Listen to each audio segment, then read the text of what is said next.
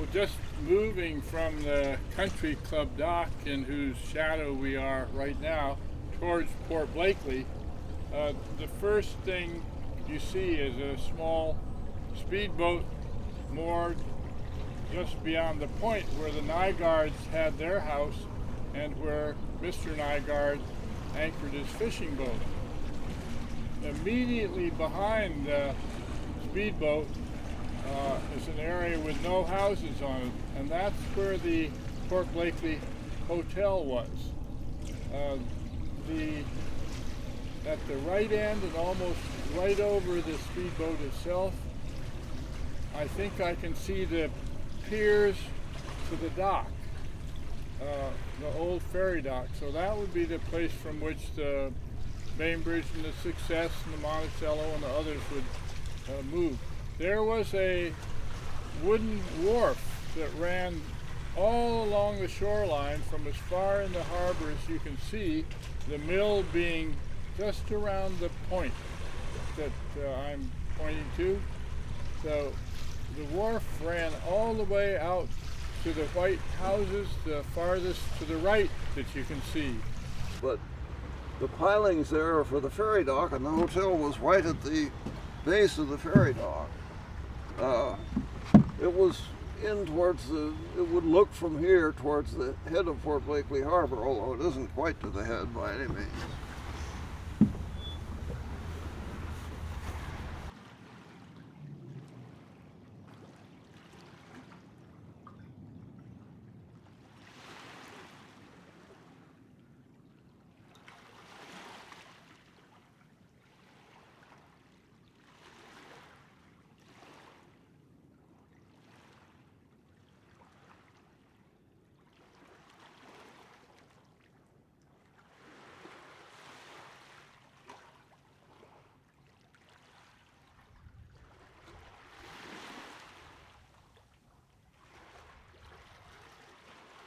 Next year it will be 80 years of summer living and partly year-round living at the country club. I think if anyone came back from who'd been here during the mill days, they would still recognize a great deal at the south end of the island.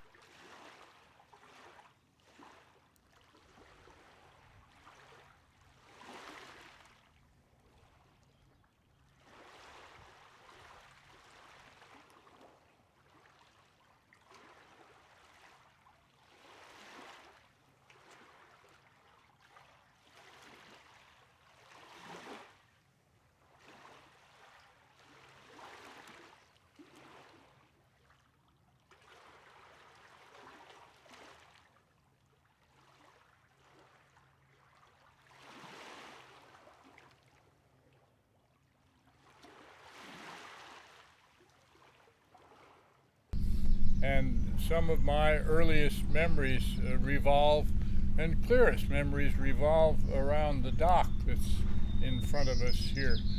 The dock used to be 50 or more feet longer than it is today, and it used to be wider than it is today.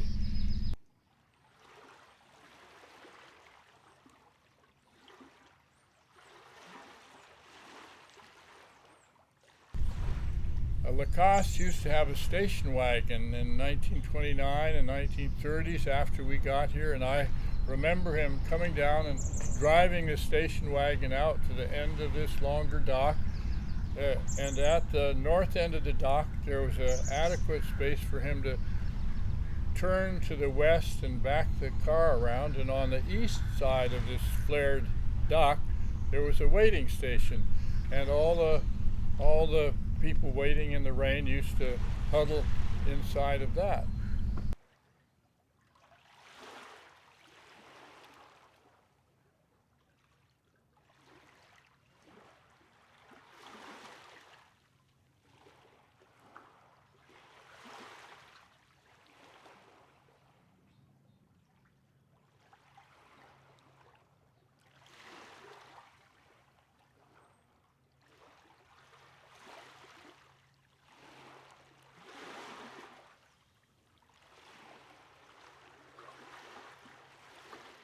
the first ferry our first boat that I remember was called the Liberty, and that was a side wheel steamer. We would be standing out at the end of the dock to so that Dad could get on the ferry in the morning, and the sound would be covered with fog, just closed in.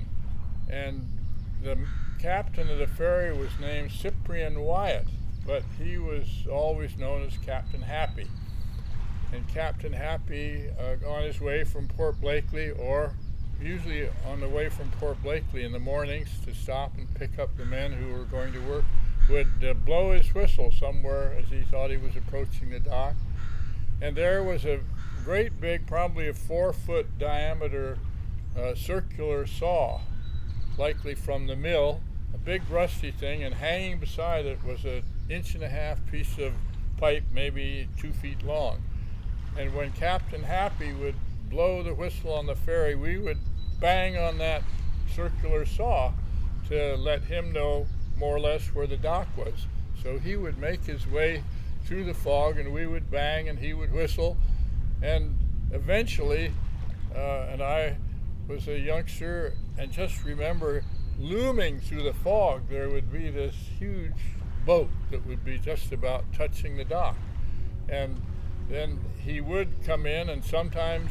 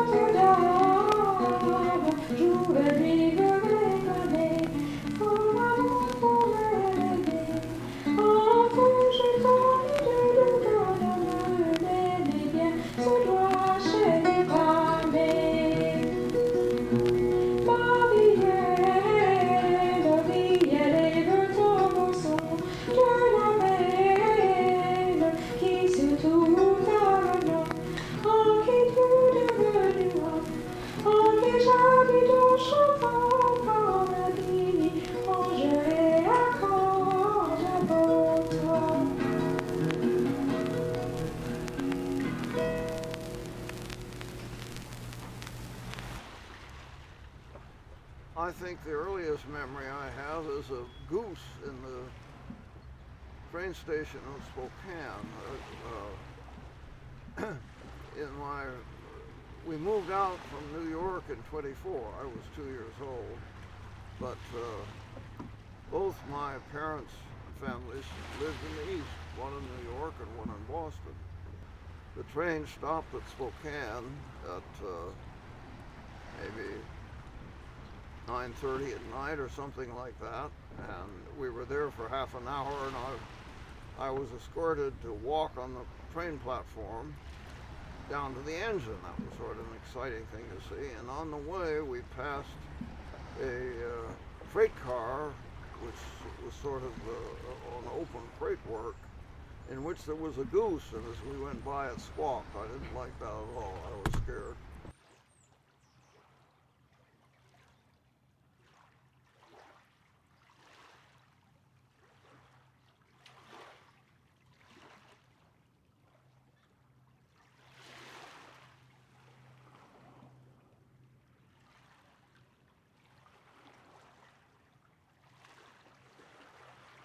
So in 80 years, they've grown 160 feet, I'd say.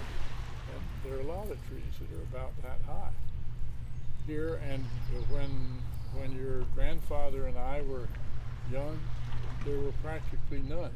We could run through ferns that were where the trees are today.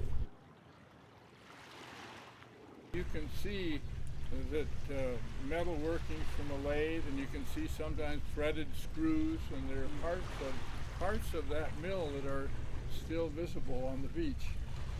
And it almost looks as though if you could get under those planks and raise them, the dock would just be there again today. The planks look perfect. In some places, they just look as though they dropped onto the beach.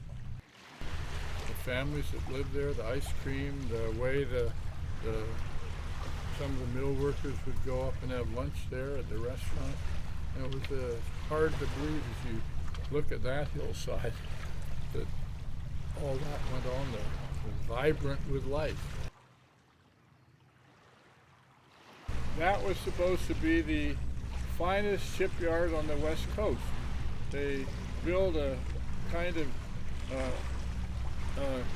of three-masted vessel that had the hull constructed in such a way that the wood they were carrying practically became part of the vessel. They were all schooners.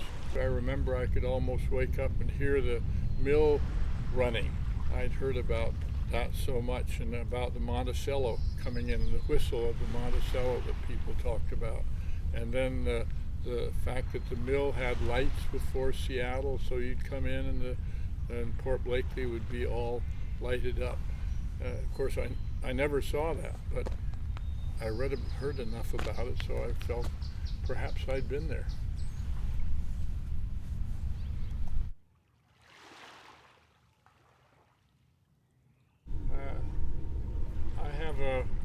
I have a wonderful feeling of having roots down, having lived here and written a story about the place. I really feel that a lot of people who lived here before I did are virtually my friends, and that seems important to have that feeling of the permanence of some place.